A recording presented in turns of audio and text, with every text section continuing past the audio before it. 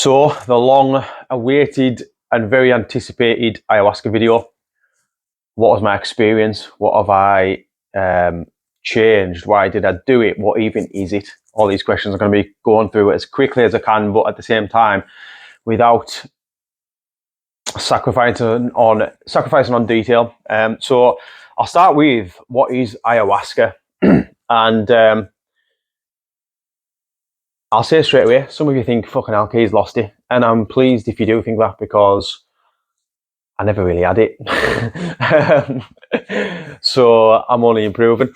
But what is ayahuasca? Essentially, it's quite mind-blowing, to be honest. And please, anyone who knows more than me, feel free to correct me. But I'm going to give you as much of the limited knowledge I've got in this area. Hence why I'm doing it, to learn more. But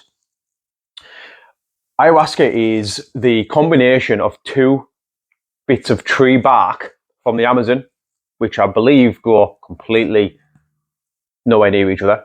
When they're mixed together, it creates a substance which they call ayahuasca, and when us as humans drink it, we end up having an experience which is very healing for us.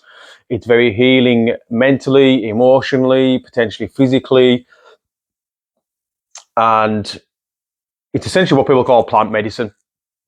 I'm going to try and break this down so people who haven't heard about it can understand it, but then also not just talk too kind of basic at the same time. I'll just give you as much as I can. But anyway, ayahuasca is the two bits of bark which mix together, gives us a healing experience. It's what some people go to do to overcome childhood trauma.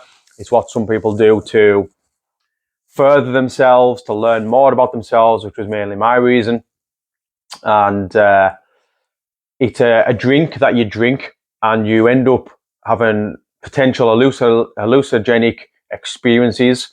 It's what some people will say, it basically makes you face what you're currently avoiding and makes you look at the parts of you you maybe never looked at before. I would interpret that as it shows you your blind spots.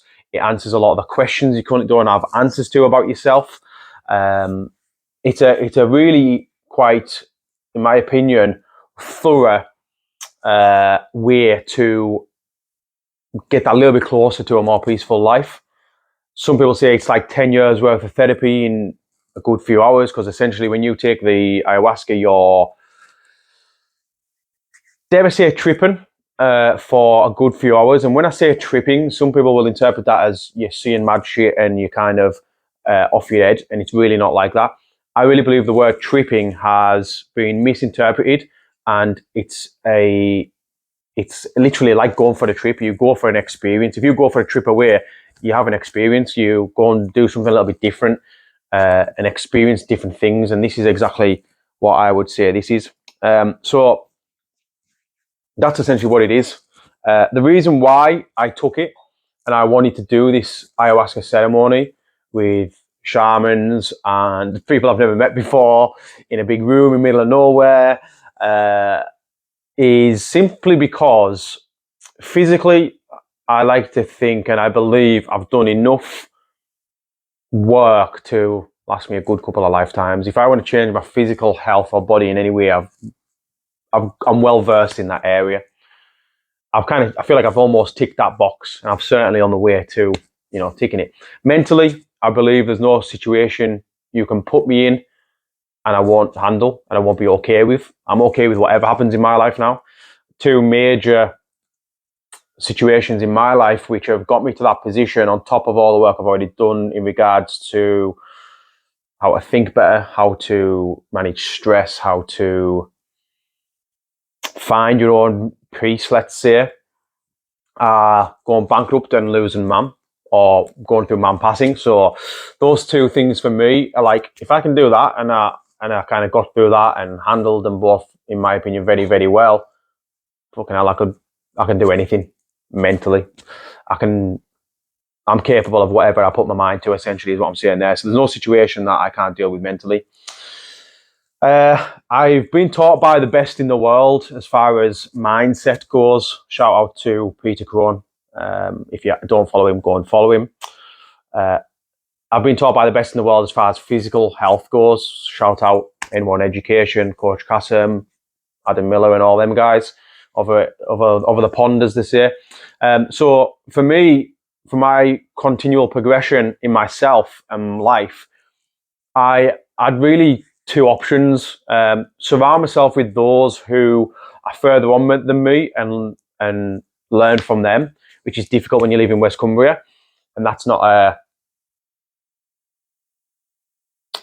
dig at anyone. That's a more of a view on myself, of my circle and my environment doesn't set me up for learning from people that have further down the path that I'm currently walking. So it's either that or you continue spending thousands on courses, and the more you learn, the more you have to spend to learn that a hell of a lot less. So let's say, for example, you first start learning how to drive. The first few lessons, you learn shitloads and you might be paying 20 quid a time. After 20 lessons, you only learn in tiny little bits, but you're still paying 20 quid. And that's the same really on investing in mentors and coaches and masterminds and courses, but on a much higher scale than 20 quid. So I didn't really want to go down that route. And the spirituality side of things, because ayahuasca is classed as spiritual, it's always intrigued me. So I turned to plant medicine, let's say, as my next teacher, my next mentor. So getting into the juicy parts, what happened? Did I discover all these crazy insights into who I am as a person and how I'm going to live a life of solitude and like start kind of just going a bit mental? Not at all. I'll try and paint the scene for you for anyone who hasn't done it before, maybe wants to do it and was interested in my experience, because I know quite a few people have asked for it. So essentially, strangely enough, I didn't actually mean to do this video today, but you have to wear all white. I know I've got brown. I know I've got dark pants on, blue pants on, but I mean, the thing is, you have to wear all white. You turn up to a village hall, you pay X amount of money to the shaman, and he agrees to guide you through your ayahuasca experience. There's an opening ceremony, which means essentially you learn about what's going to happen over the next 2 days, because it's a 2-day ceremony. You're there with your bed, your area, and your own space. We start at 10 o'clock at night, and we drink the ayahuasca, which is just a little shot glass of some. Well, a lot of people think it's not very nice tasting. I thought it was all right, to be fair, but I am all right with that type of side of things anyway. So I drank that, and I didn't really feel much, in all honesty. I was you're meant to go in, or some people say you're meant to go in with no expectations. Whatever ayahuasca is going to show you and give you, it's going to show you and give you, regardless of what kind of you go in there with. But your expectations can affect it, and you can sometimes face some nasty shit. There's a lot of people who go through a lot of traumatic stuff when they take ayahuasca, and it's to heal that area of them, they have to go through it and relive it and face it and put it to bed. Lucky for me, in all honesty, on my first occasion and experience with ayahuasca, it was nothing but amazing. Absolutely fucking amazing. And after I took it anyway, going back to that, I went back to my bed and I was sat there and I was waiting for something to happen. When am I going to start seeing some mad shit, you know? People talk about seeing kind of entities and different beings and stuff, and I didn't get none of it. And part of the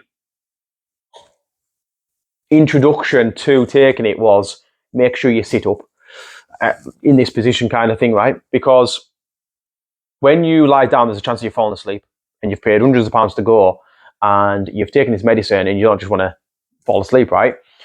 We start at 10 o'clock at night as well, so you've been up all day, you've been to work, you've had to travel down. You're tired by this point.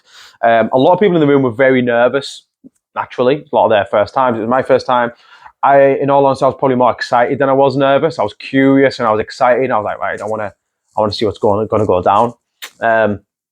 I was ready for whatever, and I was okay with whatever I was about to experience.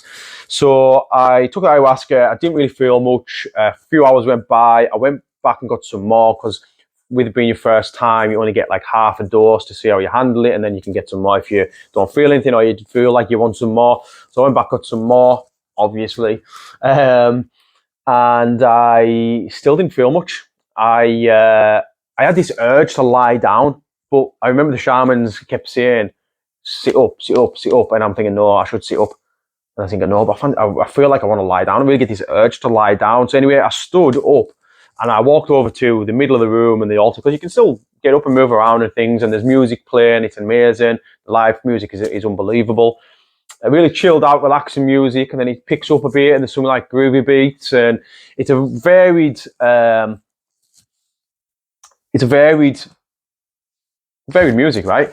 But it controls the vibe of the room, and depending on where we are in the ceremony, it picks up and slows down, all this sort of stuff. But anyway, at this point, I stood up. I went over to the altar, which is essentially a load of different crystals and all this spiritual shit I don't really know about, to be fair. There's some candles and some fire and some, if I was to have a guess, I think I've ever seen mugwort. Like, I'm really stretching my knowledge of this stuff here, but I mean, like spiritual things, plants and bits and bobs, right?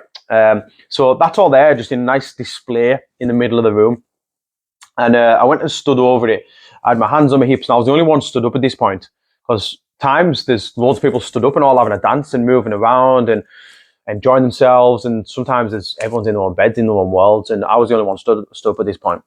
And I was looking over the altar, and there was candles and there was plants and there was these crystals in the shape of, like, imagine like a skyscraper. So it kind of went up and then like a roof, almost like up in a triangle at the top, like a skyscraper. And I was looking down and I was looking at my legs, and this is where it gets a bit mad. I was looking at my legs and this altar, and I was thinking, fucking hell, I feel tall. I feel tall. I was like, my fucking legs look longer. I was looking at them even when I sat down as well. At one point I was like, fucking hell, my legs look longer here. I was thinking, am I growing? Yes, get in. No, I mean, I looked. I was looking at my legs, and I felt taller. I felt like I just grew 6'4". I was thinking, fucking hell, this is really good stuff. But I was looking down on this altar, candles, greenery, crystals, looking like buildings, and I got this epiphany and this kind of feeling of, fucking hell, it looks like I'm looking down on Earth. As I said, this is where it gets a bit mental. It looks like I'm looking down on Earth, because imagine taking a shot from a NASA space station, and it's a picture of Earth at nighttime, even though it's always nighttime in space, with all the lights on in a country. You could see the country, the greenery, the candles, the plants, the lights, and it looked like that. I was like, fucking hell, that's a bit weird. My legs are looking longer. I'm looking down on Earth. I'm going to go and sit down. So I went and sat down, and I laid down, and that's when it fucking hit us. I'm just going to quickly grab my journal, because this is where it gets even more mental.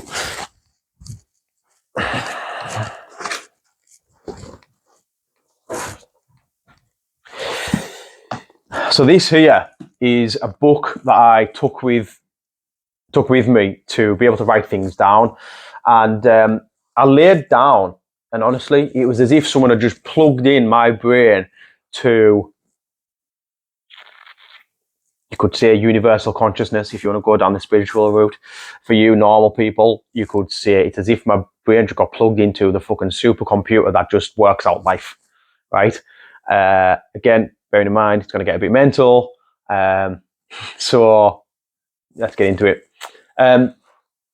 What did I experience? My mind just went fucking 100 miles an hour, and I was getting all these thoughts from God knows where, okay? Long story short, with this bit, I wrote a book.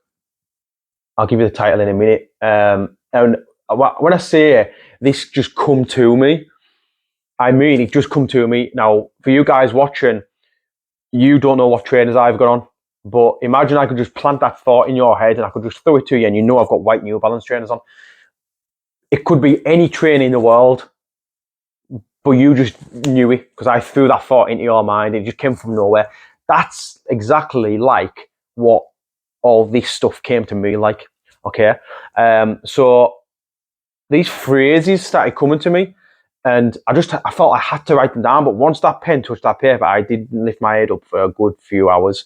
Time's a bit disorientating. It's not really a thing when you're on ayahuasca, from my experience anyway. So I'm saying a few hours. I don't know how long. It could have been 10 minutes. It could have been 4 hours. It felt about 4 hours. I'll read you some of the things. So there was literally, no word of a lie, I'm not exaggerating this, 10 pages worth of wisdom, as I'm going to call it. And hopefully some of these will really hit home and help. Because one thing I definitely got from it is that, again, even as I'm saying, it sounds a bit mental, but one thing I definitely got is that I'm a messenger and I'm here to share wisdom and messages from somewhere else, which isn't my head, although it's coming through my head.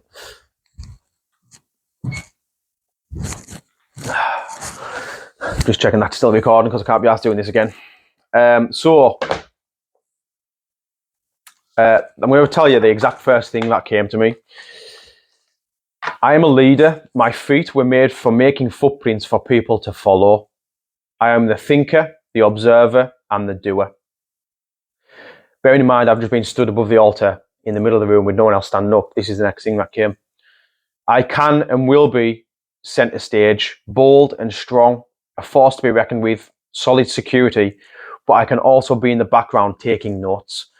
At this point, my mind's fucking blowing itself, and I'm writing this down thinking, oh my God, I can actually be at the back taking notes while I'm making notes, while I've just been stood in the centre of the room, bold and strong, centre stage. And then, like previous to that, I was sat in my bed during that time that nothing was happening. I was just observing everything. I dropped into this observer mode, and I was just looking around and, well, he's having a bad do over there. She is loving it over there. He's having a bad do. He's being sick. He's crying. Like, I was just taking it all in and thinking a lot. So considering this came out as I'm the observer and the doer and the thinker, I was like, this is a bit mental. What's going on? Now, the part of that phrase there where it says, I'm a leader, my feet were made for making footprints for people to follow. I was literally looking at my feet thinking, when I walk, these make footprints and people follow footprints. My feet and me as a guy, and my job on this earth to do is to walk, to create footprints for people to follow. And you could argue the case I do that in my job now, where, and you know, me in the nature of me making this video, I'm creating a little footprint that people may want to follow in. If they don't, that's also fine as well. But if they want to, then I'm just putting that footprint there for them to be able to step in to. This is exactly what the books look like. Hopefully you can see that. And there's 10 pages of it. I'll try and tilt it down. Like, and all this stuff, I'll go through it. It just came to me out of nowhere. It goes on and on. So anyway, I'm not going to keep this all relating to me. I want to give some of these phrases which you guys will benefit from. And I don't know if you can see here, right at the very top right-hand side. That one says trauma is a thing of the past, and I've circled it. Now, I've got interpretations of all these different phrases, and for those of you who want to know them all and are really invested in this shit, I am going to be turning this into a book, hopefully over Christmas, and we'll be selling it on Amazon. I'll get to the title of the book, which again, I didn't come up with it, it just came to us. And the craziness of this, because it is fucking mental, like it is mental. Anyway, the trauma is a thing of the past. The reason, or the interpretation of that for me is, let's say, for example, you give up alcohol. Let's say you quit playing football. Let's say you used to be a bit of a dickhead and now you're not. And you'd often say, oh, I have to think of the past that. And it's a phrase we use to describe that thing or part of your life or whatever that thing is in the past. It's not here today. It's not relevant and here today with you as you speak, because it's a thing of the past. Now, trauma as a human emotional experience, it's trauma by default because it's something that was happened in the past and we bring it with us today. So if I got abused as a child, that feeling of being abused and the emotions that I was unable to digest and process stick with me, and it brings me to today, and it's traumatic for me today. That's trauma. So if we look at trauma being a thing of the past, my interpretation of this is we've got to leave it in the past. We don't want to bring it to today because ultimately it's then not a thing of the past, right? And we're going to keep on reliving that until we leave it in the past. So whatever you've done in the past or anything you've experienced or anything that has happened to you, I want you to leave it in the past because it's not happening here today. Another phrase that came out which may benefit some of you. You can't plan everything, but everything will plan out. I'll say that again. You can't plan everything, but everything will plan out. And when you do that, you get peace. Because whether you're bothered of it goes this way or that way, whatever way it goes, it's going to plan out. So if you're okay with that, then you're going to get peace. Because I think us as humans in this day and age, we get pushed down the rabbit hole of you should be married by this age, have kids, have a mortgage, get settled. And if you're not, then you're behind. Okay? I'll get on another phrase which just came to my mind as I'm talking, which is fantastic. But if you don't follow suit, you're a little bit behind and you try and plan everything out of, I'm going to go get a job, go to university, get a blah, blah, blah, blah, like go to university, get a job, do this and that. And you try and plan your life out, but you can't plan everything, but everything will plan out. I'm going to give you a phrase. I don't know exactly where it's in the book because it's fucking, there's so many different ones. Essentially, I know it off the top of my head though. No one is ahead of me. I am in first place on my own path. I'll say that one again. No one is ahead of me. I am in first place on my own path. So this is a phrase that come to me. And for me, in my own interpretation, it was no doubt some form of comparison thing. And again, the world we live in, we all compare. I think it's really bred into us now. It's human nature. And it's almost impossible not to on some form of level.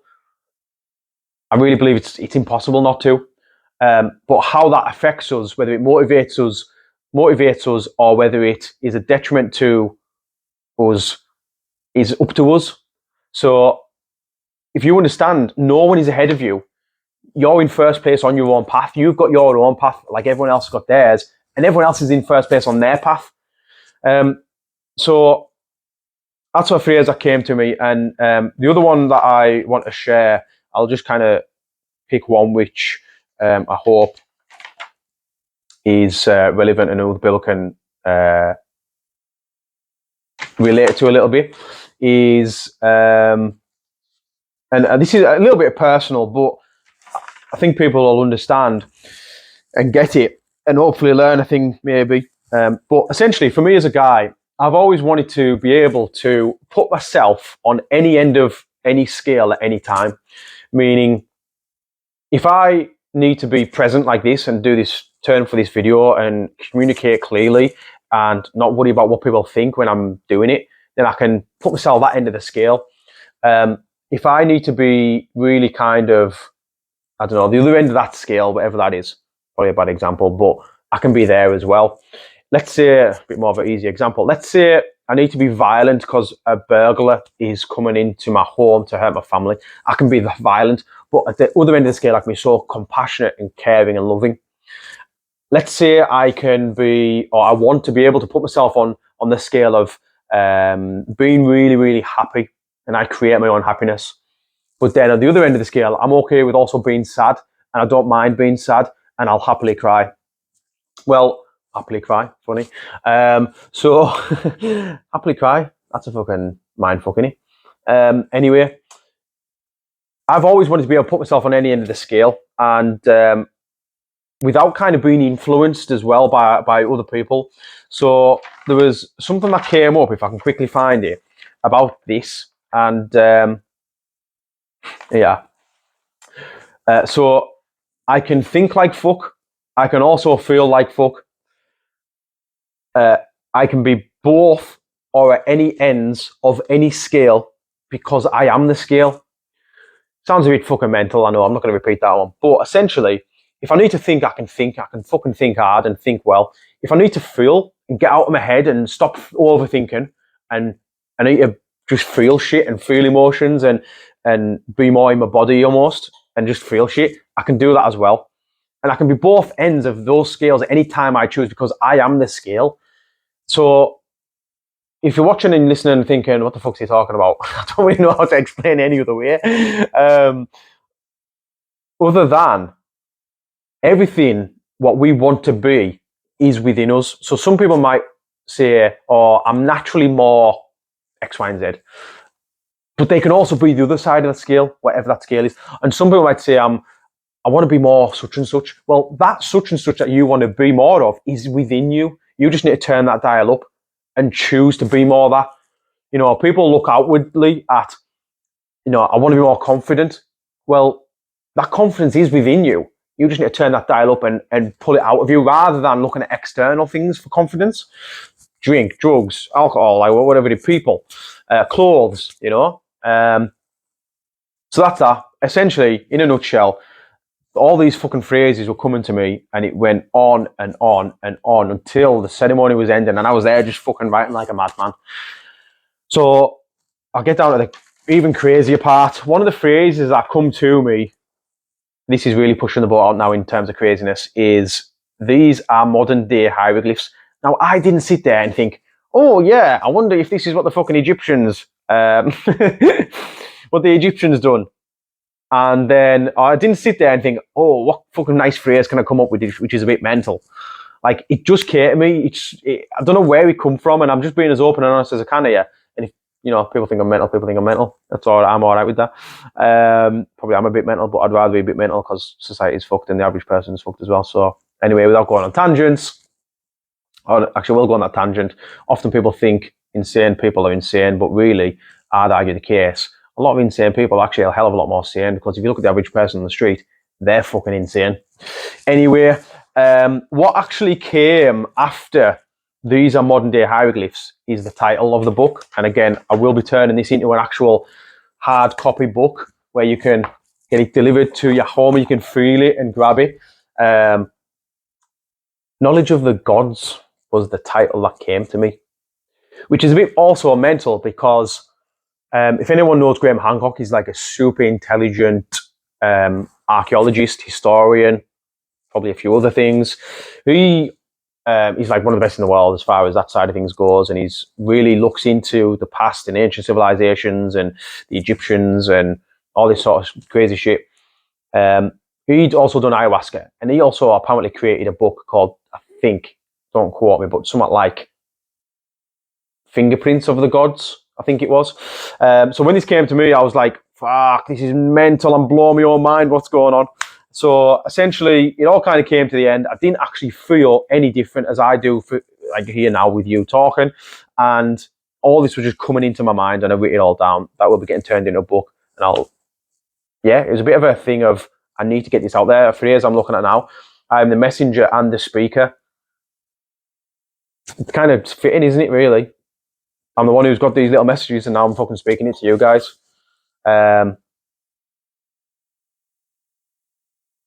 Yeah, I could go on and on and on. So, funny, this is mental. So I was just about to stop there. And the phrase I just read was, I know when to shut up, I know when to shout. And I knew this was the end of this part of the video that I should shut up because I'm going on. So I shall close that and let you know once that is being released on Amazon, I guess. The second night was completely different. I couldn't be any more different because I was actually unable to think on the second night. Second night, we had a little bit more, I hid a little bit more than the first night. I felt nerves had gone. It was full excitement. I was looking forward to writing another book, but my expectations were met with the opposite, which was essentially, if I was to describe it,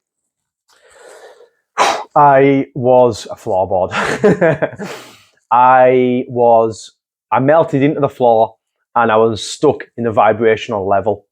So I'm going to explain this in a way, again, some of you will already think I've lost you, so I might as well continue. Others that are understanding of this stuff will think fucking hell, keys at a class time, and it really was. We are here now this is my interpretation of it. It could be completely wrong, but my experience and my thoughts. So we are here now in the third dimension, we can, in physical form, I can feel, I can touch, I'm human, I can die. I'm living, I can pass, blah, blah, blah. I can be hurt, etc. Everything that makes us up, as we all know, right? Now, a level above that is, again, just my interpretation. It's probably not accurate, but whatever. The emotional level. So it's like, it's got a bit of human to it. It's emotions, but there's no physical body. If you were an emotion, and when I say you, I mean your soul, your consciousness, or you, not your name, not your body, not who you are watching, holding this phone. It's you as an entity, right? If you were an emotion, then they wouldn't have a physical body, but there's a bit of a human-like feel to it, right? The level above that is energy. So, for example, light bulbs have energy.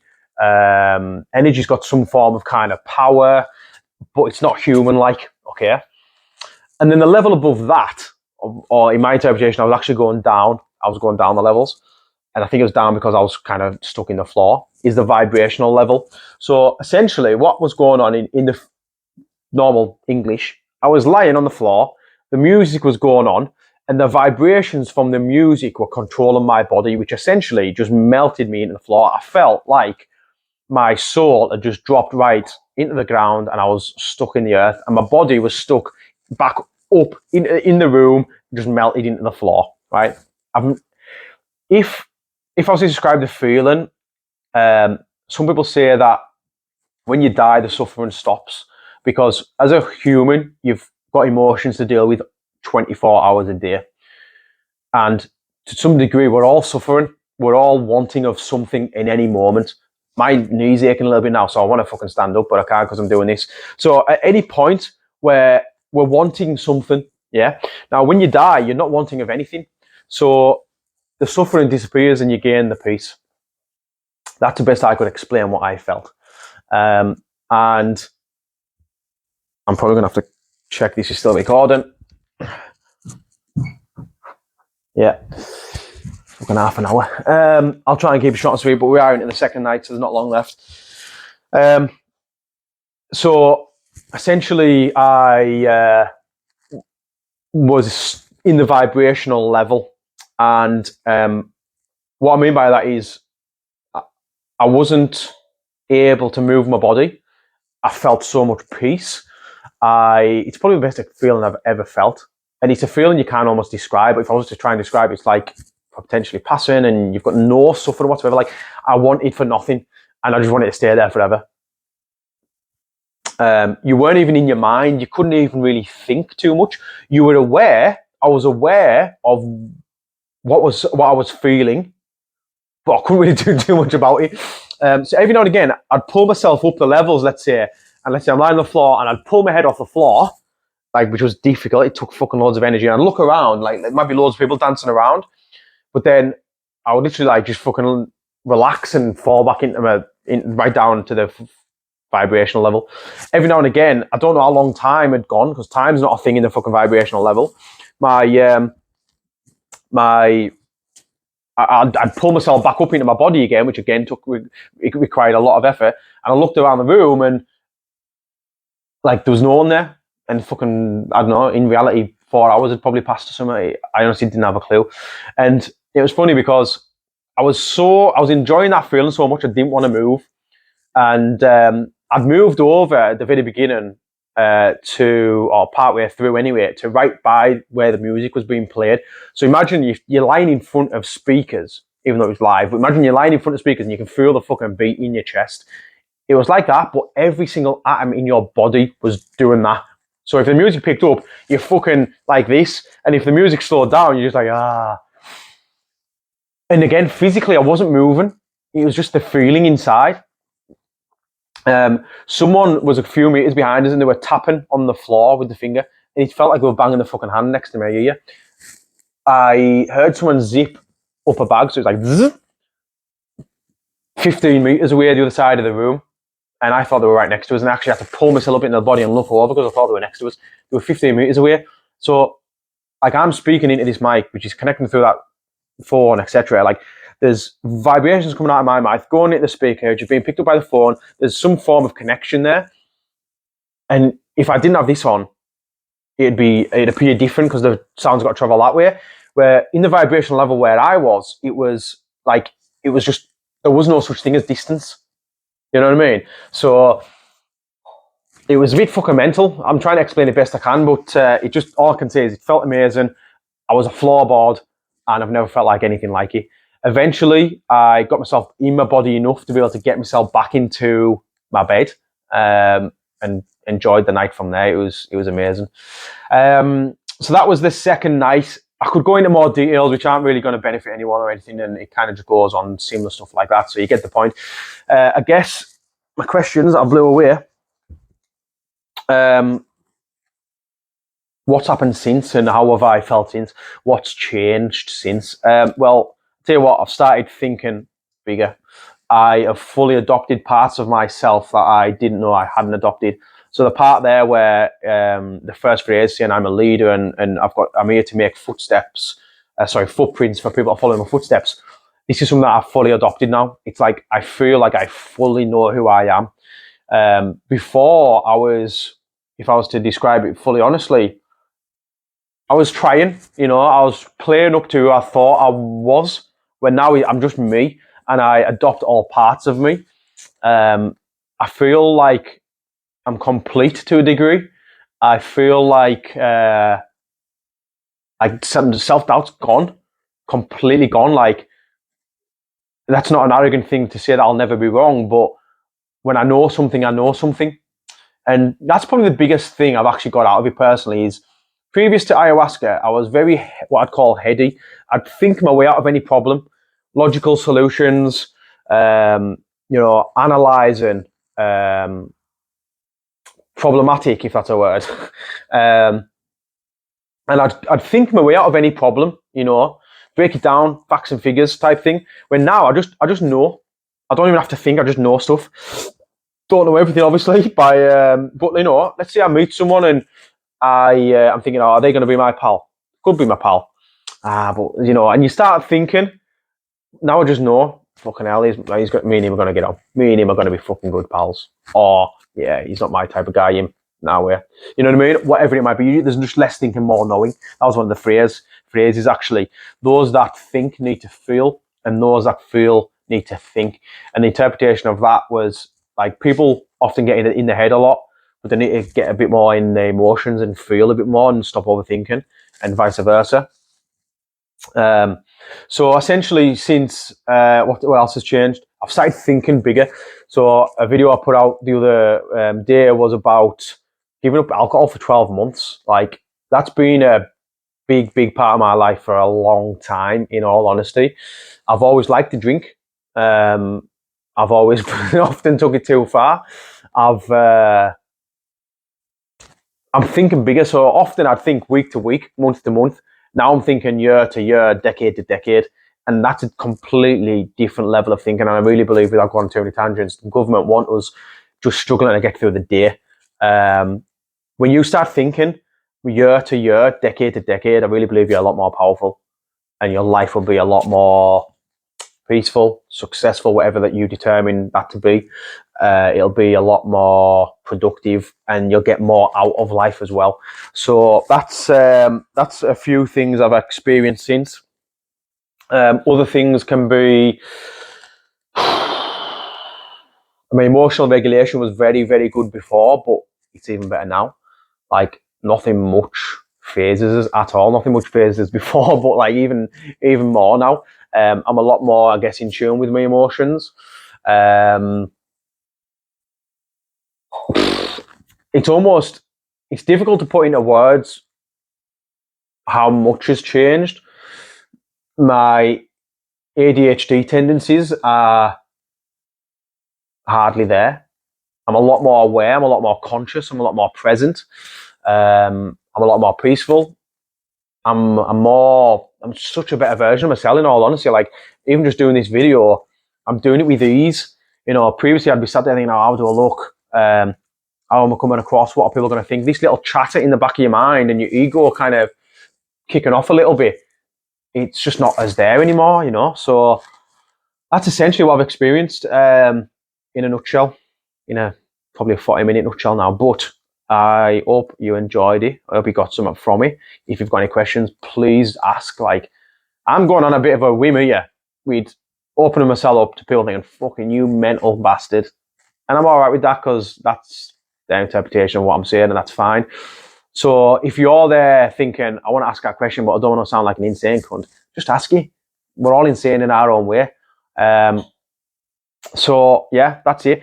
If you want to find out more about who I've done it with, costs, all that sort of stuff, just drop us a message. I can talk all day about this stuff anyway. So that's that. I hope this is still recording because I really can't be after doing it again. Hope you got some benefit from it, and I'll let you know when the book's out because that is something that I need to share. All right.